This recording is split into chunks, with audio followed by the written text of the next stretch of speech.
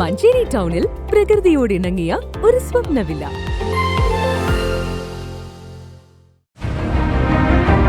നിങ്ങളുടെ വീടിന്റെ വാഷ്റൂമുകൾ ഇനി ഗ്ലാമർ റൂമുകളാക്കാം സെറ സ്റ്റൈൽ ഗാലറിയിലൂടെ. Sera style gallery near cooperative college, Manjeri.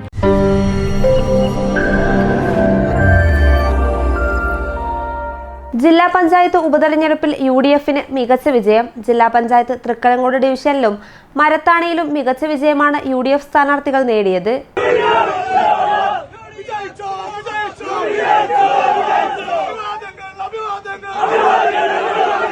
Malappuram ജില്ലാ പഞ്ചായത്ത് തൃക്കലങ്കോട് ഉപതെരഞ്ഞെടുപ്പിൽ LDF സ്ഥാനാർത്ഥി KC ബാബുരാജിനെ 6786 വോട്ടുകളുടെ ഭൂരിപക്ഷത്തിനാണ് UDF സ്ഥാനാർത്ഥി NM രാജൻ പരാജയപ്പെടുത്തിയത്.